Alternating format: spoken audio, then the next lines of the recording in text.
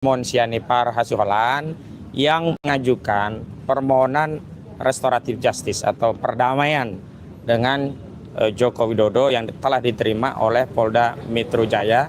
Yang baru kemarin kami dengar informasinya dan dari Direktur Kriminal Umum ternyata surat itu sudah diajukan sepekan sebelumnya, begitu, tanggal 9 begitu. Baik, sebelum masuk ke hal yang substansial yang akan saya sampaikan, terlebih dahulu kami persilakan koordinator litigasi kami, Bang Petrus Celestinus, untuk menyampaikan pandangan di awal.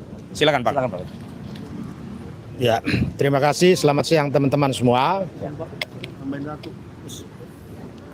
Kedatangan kami siang hari ini di Polda Metro Jaya, selain mendampingi Bu Kurnia, Pak Rustam, Roy Suryo, dan kawan-kawan karena ada kewajiban untuk melapor, kami juga sekaligus untuk memberikan sikap terkait dengan informasi atau berita yang sudah menjadi pengetahuan umum masyarakat bahwa salah satu tersangka Rismon Hasiholan Sianipar sudah mengajukan permohonan restoratif justice dan meminta penyidik Polda Metro Jaya memfasilitasi itu.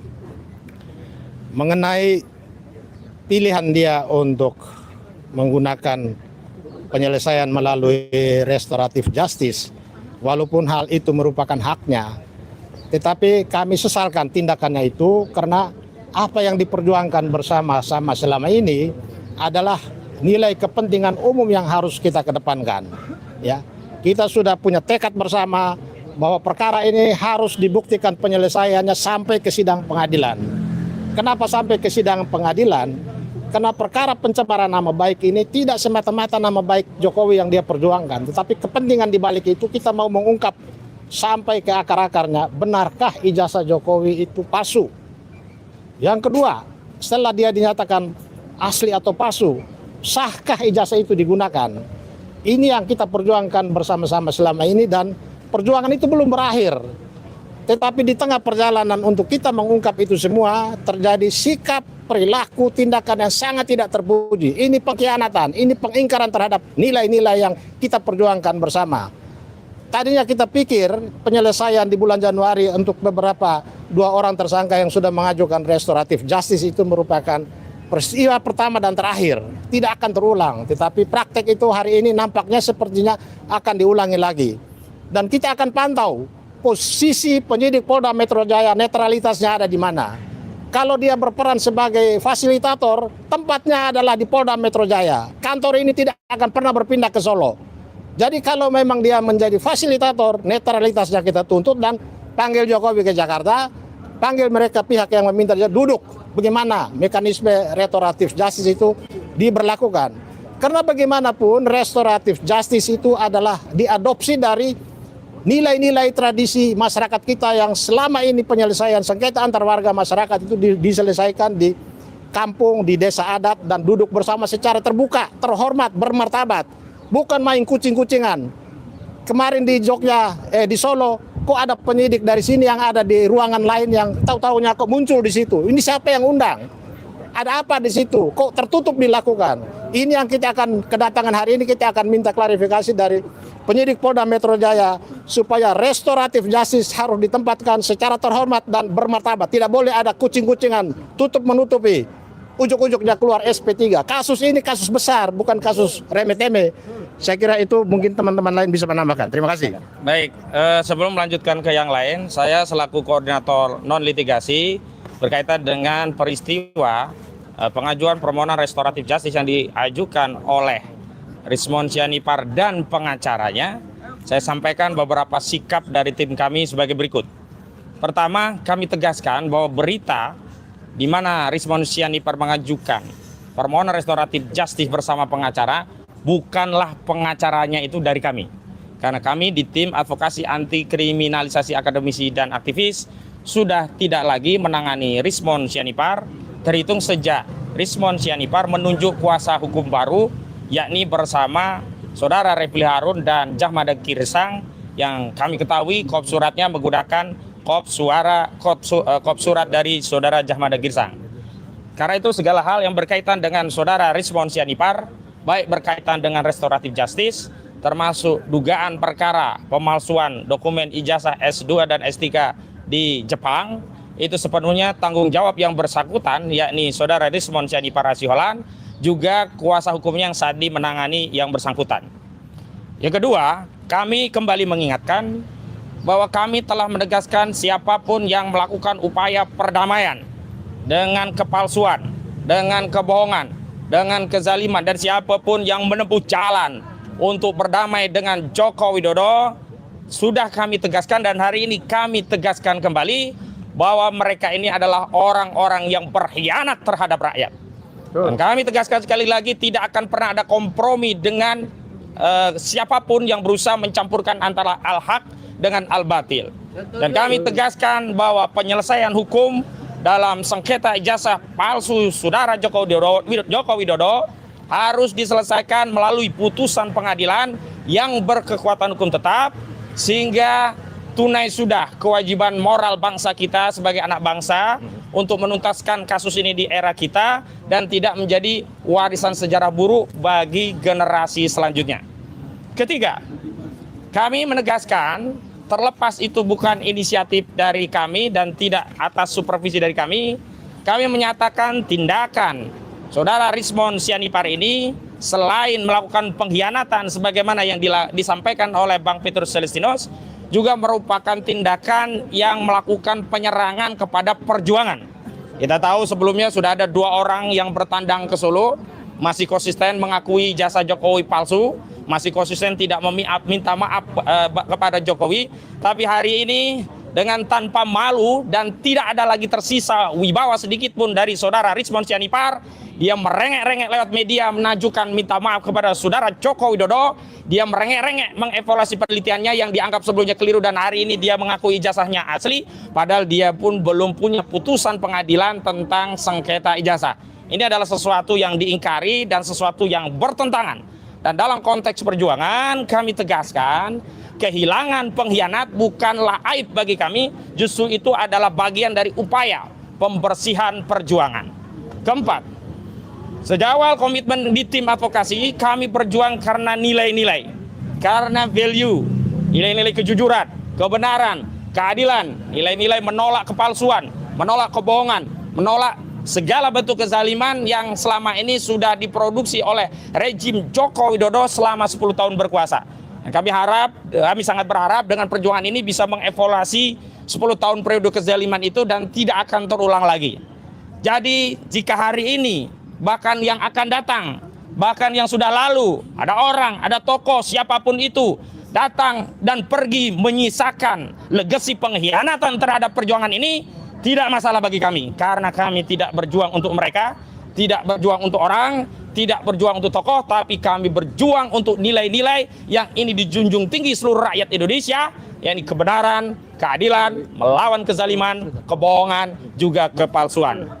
Dan yang terakhir, kami menegaskan bahwa apa yang terjadi ini adalah konfirmasi bagian dari lanjutan serta strategi kubu Jokowi berupa adu domba dan pecah belah.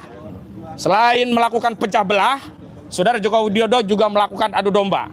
Dan ini terkonfirmasi. Kita lihat, apakah ini murni dari keinsafan Saudara Rismond Sianipar atau ini karena tekanan, mengingat sikap Saudara Rismond ini baru disampaikan setelah yang bersangkutan dilaporkan dengan dugaan ijazah palsu S2, S3 di Jepang.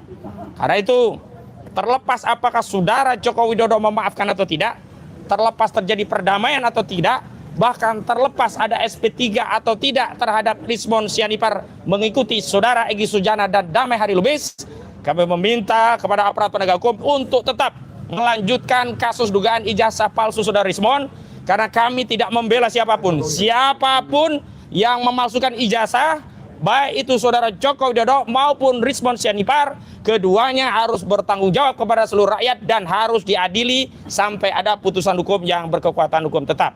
Dan terakhir, kami mengimbau kepada seluruh rakyat Indonesia, jangan lelah untuk terus mendukung dan berdoa untuk perjuangan kami.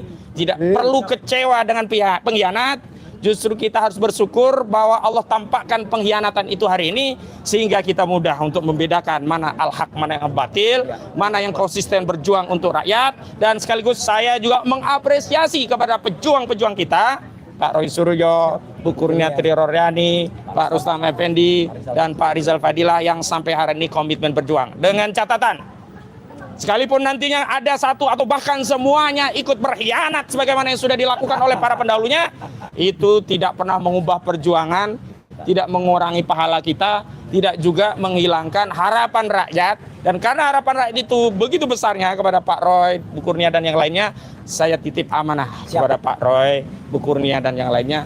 Tetaplah teguh dalam perjuangan, jangan mundur walaupun hanya sejengkal, apalagi memutar arah, apalagi ikut memukul kawan perjuangan yang sebelumnya mengasuh bersama. Dan saya tegaskan peristiwa ini baru terjadi setelah kami memang tidak mengasuh saudara Rizwan Syahnibar. Dulu saat saudara Rizwan masih berada di tim kami, tim advokasi, kami pastikan semua dalam jalur kebenaran, jalur kejujuran, dan memang berorientasi untuk membuka semua peristiwa di pengadilan. Tapi manakala saudara Rizwan Syahnibar menunjuk kuasa hukum yang lainnya, dari sanalah ya musibah demi musibah itu terjadi. Demikian pernyataan dari kami, dan selanjutnya silakan rekan Gafur sengaja. Oke. Terima kasih Bang Aka. Mungkin saya tidak akan mengulangi apa yang disampaikan oleh senior saya Bang Petrus, kemudian juga senior saya Bang Aka. Saya hanya ingin menambahkan dari perspektif lain, bahwa tanpa Rizwan mengajukan RJ pun, sebenarnya secara hukum acara pidana, perkara RRT itu telah overtime. Dan RRK juga telah overtime, ya. Karena kenapa? Karena penyidik Polda Metro Jaya sampai hari ini kami mendapatkan informasi, dan saya mengupdate langsung juga dari penyidik beberapa waktu yang lalu, dan semalam juga diinformasikan oleh kuasa hukum Pak Jokowi, bahwa berkas perkara yang dikembalikan oleh jaksa itu belum lagi dikembalikan lagi kepada kejaksaan. Artinya kalau kita mengikuti hukum acara pidana kita, baik yang baru maupun yang lama, maka ini sudah overtime, sudah lebih dari 14 hari yang ditentukan oleh undang-undang. Artinya apa? Tanpa Rizwan mengajukan RJ pun, pihak Polda Metro Jaya tidak melakukan penyidikan ini secara profesional, tidak menyandarkan pada due process of law, dan juga tidak comply, tidak patuh terhadap ketentuan hukum acara pidana yang sudah diatur oleh negara. Di mana itu? Yaitu yang pertama di pasal 138 ayat 2 Undang-Undang Nomor 8 Tahun 1981 atau kita sebut KUHP yang lama. Batas waktu bagi penyidik untuk mengembalikan berkas perkara setelah P19 itu adalah 14 hari. Artinya hukum acara pidana telah memberikan tenggang waktu yang tegas, bahwa ketika penyidik melampaui batas waktu 14 hari, maka berdasarkan surat edaran surat petunjuk dari Jaksa Agung nomor 1 tahun 2026, maka berkas dan SPDP harus dikembalikan kepada penyidik Polda Metro Jaya. Itu hukum acara pidana yang baku, yang berlaku di negara kesatuan Republik Indonesia, dan harus ditaati oleh penyidik, ditaati oleh jaksa, dan juga ditaati oleh pengadilan. Jadi artinya perkara Mas Roy dan kawan-kawan ini sebenarnya secara hukum acara pidana itu sudah selesai semuanya. Ya, Mas Roy, mungkin itu yang bisa saya sampaikan. Kemudian yang kedua, Mas Roy, kita akan melihat ke depan, karena bola ini sekarang ada di tangan kejaksaan, bukan di tangan Polda Metro Jaya. Kalau untuk terkait dengan RJ-nya Bang Rizwan, itu tentu kita kembalikan kepada Polda Metro Jaya. Tetapi untuk kelangsungan berkas perkara, karena kejaksaan adalah lembaga yang sekarang menjadi navigator untuk perkara pidana, semua kita kembalikan kepada kejaksaan.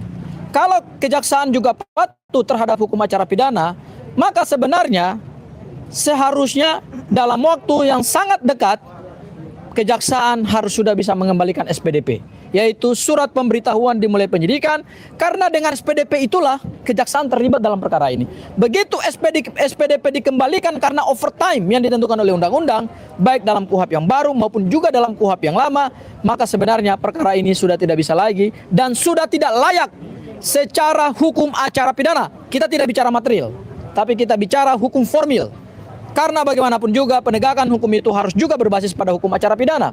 Karena itu adalah guideline, itu adalah prosedur, itu adalah panduan yang digunakan oleh penyidik, oleh kejaksaan, dan juga oleh pengadilan dalam mengadili suatu perkara pidana. Karena ini sudah lewat, seharusnya perkara ini tidak bisa lagi dilanjutkan ke proses persidangan. Terima kasih, cukup dari saya.